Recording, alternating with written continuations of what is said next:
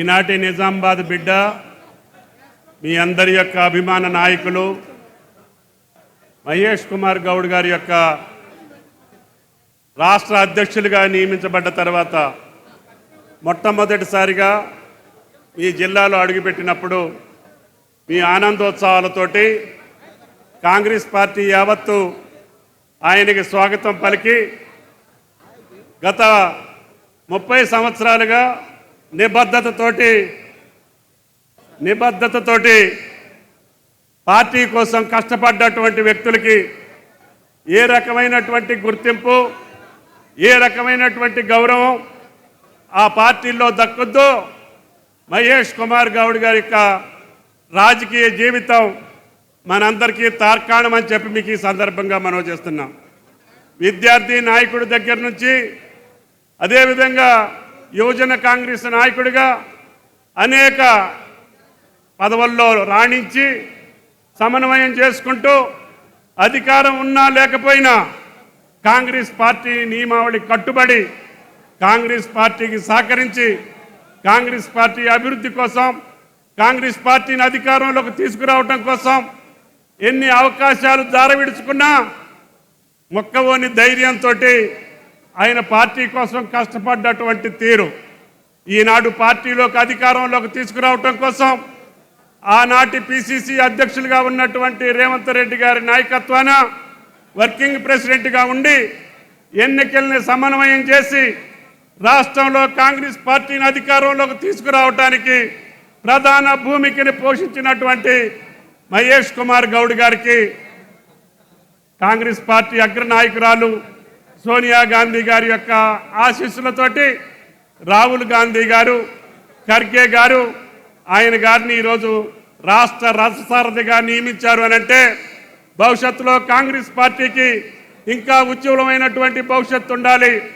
అధికారంలోకి వచ్చినటువంటి ప్రభుత్వాన్ని సమన్వయం చేసుకుంటూ కష్టపడ్డటువంటి కార్యకర్తలను సమన్వయం చేసుకుంటూ జోడు గుర్రాల్లాగా కాంగ్రెస్ పార్టీని మళ్ళీ అధికారంలోకి తీసుకురావడం కోసం మహేష్ కుమార్ గౌడ్ గారే సరైనటువంటి అభ్యర్థి అని ఆలోచించి ఈ రాష్ట్ర అధినేతగా మహేష్ కుమార్ గౌడ్ గారిని రాష్ట్ర అధ్యక్షులుగా నియమించారు.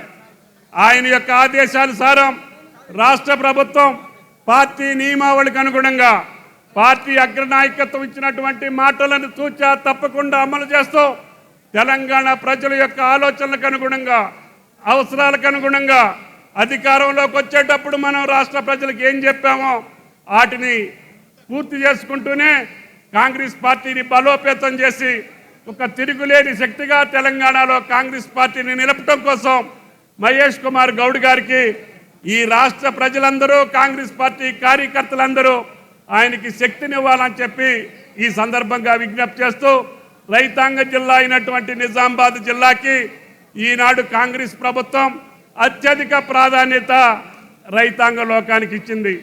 ఆ రైతాంగ లోకానికి ఇచ్చినటువంటి మాటలు నిలుపుకోవటం కోసం ఛిద్రమైనటువంటి ఆర్థిక వ్యవస్థని సరిదిద్దుకుంటూనే ఇచ్చినటువంటి మాట నిలుపుకోవటం కోసం ఈ 10 నెలల్లోనే 25,000 కోట్లు రైతన్నల ఖాతాల్లోకి జమ చేశాం. ఇంకా 25,000 కోట్లు మీ ఖాతాల్లోకి రావాల్సిన అవసరం ఉంది. గత ప్రభుత్వం ఎగవేసినటువంటి రైతు బంధును కూడా 7,600 కోట్లు మీ ఖాతాల్లో జమ చేశాం. అన్నమాట ప్రకారం రాహుల్ గాంధీ గారు ఇచ్చినటువంటి మాటకు అనుగుణంగా రుణమాఫీ చేస్తామని చెప్పాం. ఇప్పటికి 22 లక్షల మంది ఖాతాల్లో 18,000 కోట్లు వేసాం. మిగిలినటువంటి 20 లక్షల మందికి త్వరలోనే మీ ఖాతాల్లో కూడా 2 లక్షల రూపాయలు జమ అవుతాయి. అంతేకాకుండా మీ పంటలకి బీమాను కూడా ఏర్పాటు చేయాలని గౌరవ ముఖ్యమంత్రి గారు పిసిసి అధ్యక్షులు పార్టీ పెద్దలు పంట నష్టపోతే రైతాంగం దిగాలు పడకూడదు, ఆయనకి భరోసా ఇవ్వాలి. రాష్ట్ర రైతాంగం యొక్క మొత్తం ప్రీమియం రాష్ట్ర ప్రభుత్వమే భరాయించి ప్రతి ఎకరానికి ప్రతి పంటకి కూడా పంటల బీమాని చేయాలని ఈ రాష్ట్ర ప్రభుత్వం ముందుకెళ్తుంది. భవిష్యత్తులో ఏ రకమైనటువంటి పంట నష్టం జరిగినా మీకు సరైనటువంటి పరిహారం వచ్చేటట్టుగా రాష్ట్ర ప్రభుత్వం ముందుకెళ్తుంది అని చెప్పి మీకు ఈ సందర్భంగా మనం చేస్తున్నాం. అదేవిధంగా రైతు భరోసాకి సంబంధించినటువంటి కార్యక్రమాన్ని కూడా ముందు కొనసాగిస్తాం. ఎకరానికి 7,500 రూపాయలు ఇస్తాం.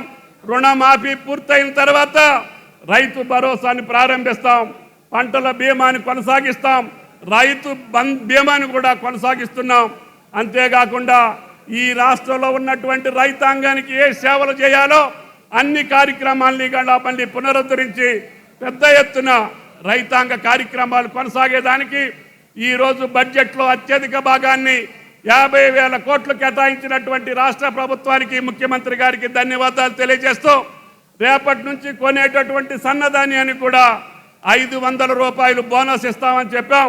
తప్పకుండా 1,43,00,000 ధాన్యం పండుతుంది ఈ రాష్ట్రంలో. భారతదేశంలో ఉన్నటువంటి అన్ని రాష్ట్రాల కంటే మిన్నగా ఈనాడు నా రైతన్న పెద్ద ఎత్తున ధాన్యం పండించారు. ఇది భారతదేశంలోనే అత్యధిక దిగుబడి అని చెప్పి మీకు ఈ సందర్భంగా మనం చేస్తున్నాం. మీరు ఎన్ని సన్నాలు పండించినా తప్పకుండా 500 రూపాయలు బోనస్ ఇచ్చి మీ ధాన్యాన్ని కొనటానికి రాష్ట్ర ప్రభుత్వం, రేవంత్ రెడ్డి గారి ప్రభుత్వం సిద్ధంగా ఉంది అని చెప్పి మీకు ఈ సందర్భంగా మనం చేస్తున్నాం. కాబట్టి రైతాంగం ఆయిల్ ఫామ్కి సంబంధించి కూడా ఈరోజు తెలంగాణలో అన్ని జిల్లాల్లో కూడా రైతాంగం ముందుకు వచ్చింది. మన జిల్లాలో కూడా వేసుకున్నారు. మీ పంట కూడా చేతికొస్తుంది. త్వరలోనే అన్ని జిల్లాల్లో కూడా ఆయిల్ ఫామ్ ఫ్యాక్టరీలు ఏర్పాటు చేసి నిన్ననే కేంద్ర ప్రభుత్వం మీద ఒత్తిడి తీసుకొచ్చి ఇంపోర్ట్ ట్యాక్సీ పెంచి టన్నుకి 17,000 రూపాయలు చేశాం. భవిష్యత్తులో టన్నుకి 20,000 రూపాయలు వచ్చేదాకా కేంద్ర ప్రభుత్వం మీద ఒత్తిడి తీసుకొచ్చి పామ్ ఆయిల్ పంటకి సంబంధించినటువంటి తెలంగాణ రాష్ట్రాన్ని అగ్రగామిగా ఉంచడానికి మీ మనిషిగా నేను ప్రయత్నం చేస్తానని చెప్పి విజ్ఞప్తి చేస్తూ జిల్లాకు వచ్చినటువంటి పిసిసి అధ్యక్షులు, మీ అభిమాన నాయకులు మహేష్ కుమార్ గౌడ్ గారికి ఘన స్వాగతం పలికినటువంటి కాంగ్రెస్ కార్యకర్తలకి వాళ్ళ మనోభావాలకు తగ్గట్టుగా, వాళ్ళ ఆలోచనలకు తగ్గట్టుగా పార్టీని నడుపుతారని ఆ శక్తిని ఆ భగవంతుడు ఆయన కలిగించాలని చెప్పి ప్రార్థిస్తూ సెలవు తీసుకుంటున్నా. జై కాంగ్రెస్.